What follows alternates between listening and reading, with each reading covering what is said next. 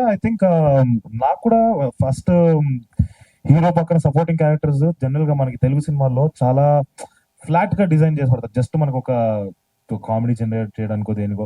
నాకు చిన్నప్పటి నుంచి కూడా అనిపించేది ఎందుకు ఇలా ఉంటాయి అంటే లైక్ దేర్ ఇస్ సమ్, ఎందుకంటే నాకు ఫ్రెండ్స్ అంటే చిన్నప్పటి నుంచి చాలా కనెక్ట్ ఉండేది. సో అలాంటి ఈ క్యారెక్టర్ చూసేసరికి I was very very happy and I was always excited to see the Bundy character come to life, and Harsha has done a brilliant job with that. Cinema second half లో ఒక point కి turn అవడానికి he played as a main catalyst. So అది Harsha performance వల్ల definite గా తర్వాత emotion అంతా work out అయింది అంటాను. అండ్ నెక్స్ట్ మీరు పోలీస్ స్టేషన్ గురించి అడిగారు కదా.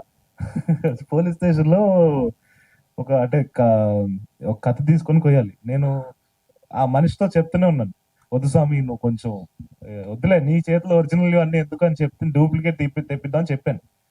హీరో ఎందుకు హీరో, నేను చూసుకుంటా హీరో అన్నాడు. ఓకే అని చెప్పి నాకు అతను తీసుకుని కింద గోకేస్తున్నా. అప్పటికి దాని షార్ప్నెస్ బ్లంట్ అవుదామని చేస్తున్నా. హీరో ఎందుకు హీరో అని మళ్ళీ అన్నాడు. సరే అని చెప్పి ఇంకా వేలాడుతుండగా సీన్ జరుగుతుంది, యాక్ట్ చేస్తున్నాను, తెగింది. నాకు ఒక సైడ్ అర్థం కాలేదు, నన్ను కట్టేసున్నాను. నేను రియాక్ట్ అవ్వడానికి కూడా కట్టేసి అక్కడే ఉన్నాను, నిజం కట్టేసి ఉంచారు కదా. సో దాట్ వే ఒక సెకండ్ నాకు అర్థం కాదు, కారం నిజం పెట్టలేదు, అది ఇచ్చారంటే ఇంకా నేను ఒప్పుకోను, కారం కూడా నిజం ఇచ్చారంటే కష్టం. బట్ ఇలాంటి ఒక సినారియో జరిగింది. But it is all fun and games, ఎందుకంటే we're trying to create moment. చాలా ఒక ఒరిజినల్ మూమెంట్ ని క్రియేట్ చేసే ప్రయత్నంలో ఉన్నాం కాబట్టి నేను కూడా నాకు ఆ మూమెంట్ ని జనరల్ గా చాలా అద్భుతంగా క్రియేట్ చేసుకుంటాను. బట్ ఎవరికి వేరే వాళ్ళకి ఇబ్బంది పెట్టను, ఎవరు పెట్టకూడదని కూడా చెప్తున్నాను. విశ్వప్రసాద్ గారు,